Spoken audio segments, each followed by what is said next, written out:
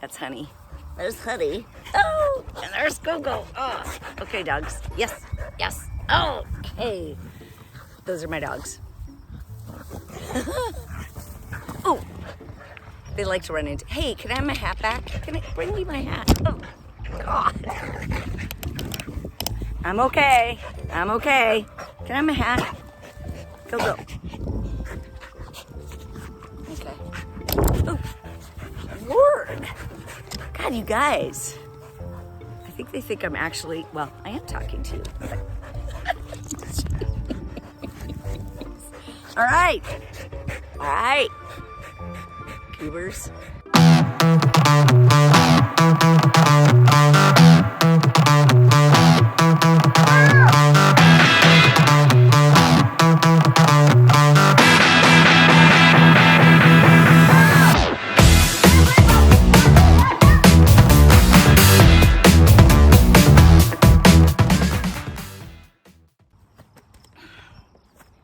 So, as usual, and there's no way to document it, I did a really nice little speech a few minutes ago, thinking that my camera was on, but it wasn't. Okay. Today's topic is limiting beliefs. I signed up to Diane Bell's network for screenwriters and filmmakers and people such as us who want to do that sort of thing. And it's a community of support and like-minded people who are trying to create, I think in spite of the odds, I think it appeals to, well, people like myself who just,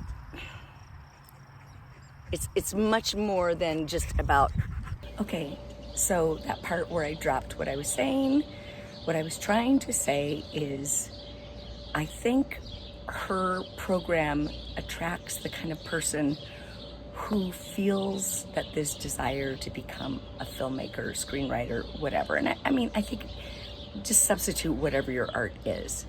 But I think we sense an awareness that it's something much deeper and spiritual and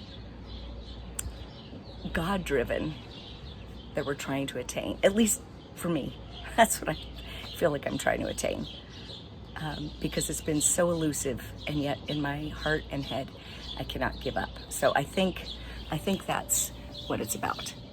And sorry, but my dogs interrupted my train of thought at that moment. Limiting beliefs, and if I've said this part already, please forgive me, but she was talking about listing at least 5 of what those are, and then after you list them, ask yourself, are they ultimately true?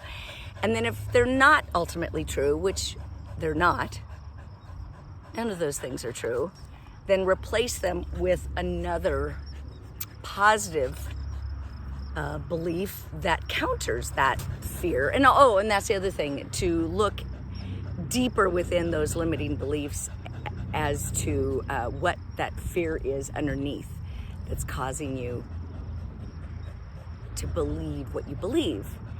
And for me, I mean, a lot of the things I thought are pretty practically based.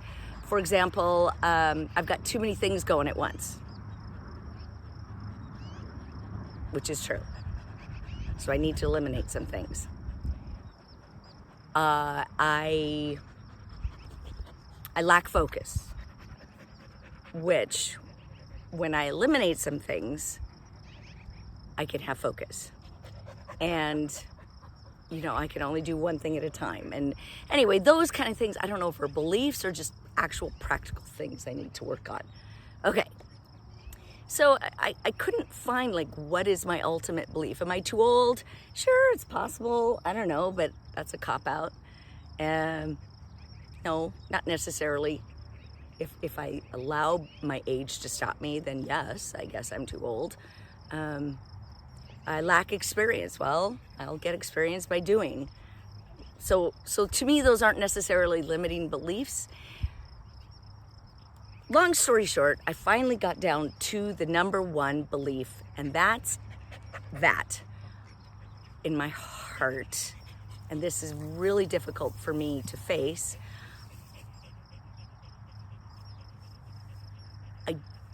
I've never believed I can do it on my own. And I've been told my whole life, I can't do it. You'll never make it. You'll never win. You'll never succeed. You're born in a caste system. You are what you are and you'll never get out of it. And though it came from a place of love, which I have to acknowledge, that's what I was told my whole life is you can't. And it rings in my head. It rings in my head. I mean, literally, if you could have heard some of the discussions, that it was practically pounded into my head that I cannot succeed at the things I want to succeed at, which is writing, which is filmmaking, it was acting for the longest time. I wanted to be an actress more than anything in this world. And I am a good actress. I'm a good actress. I am.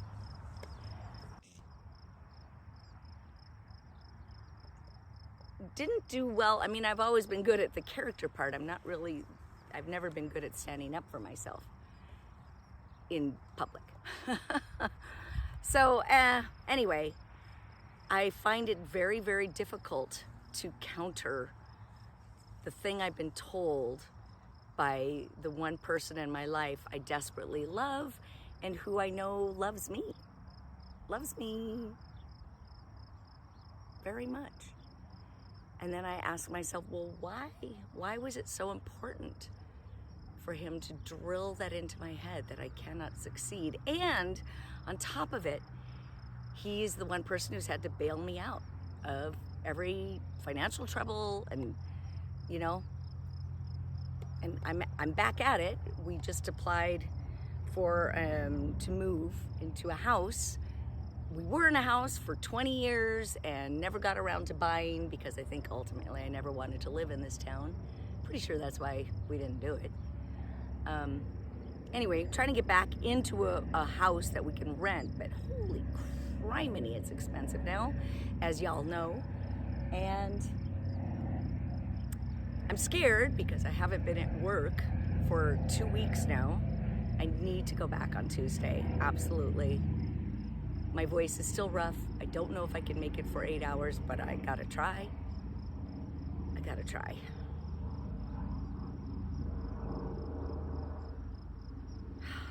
And I don't want to lose the job, because if I lose the job, we can't afford that house. So I'm scared. And I'm trying to launch this other career of actually becoming who I wanted to be. Most people retire by my age.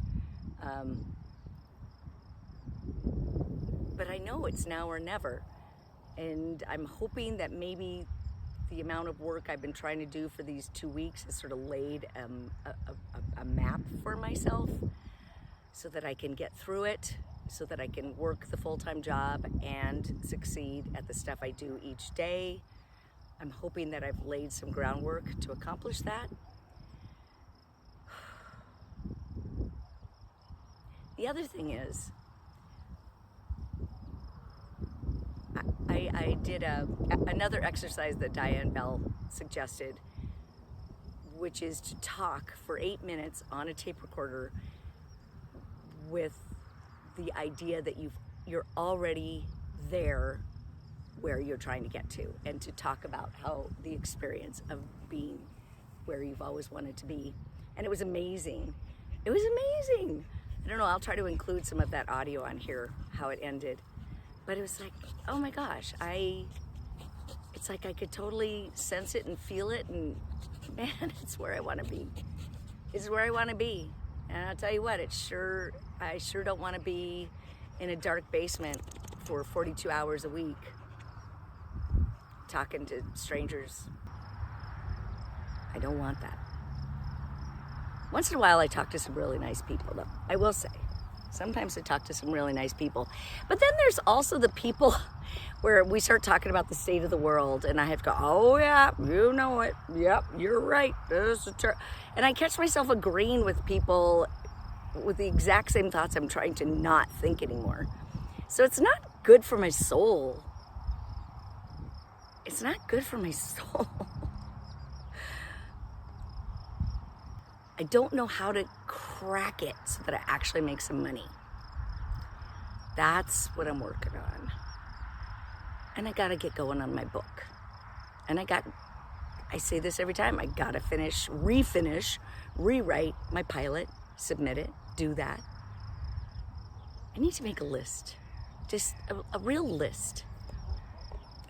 No idea what I look like. That's okay, I probably shouldn't look.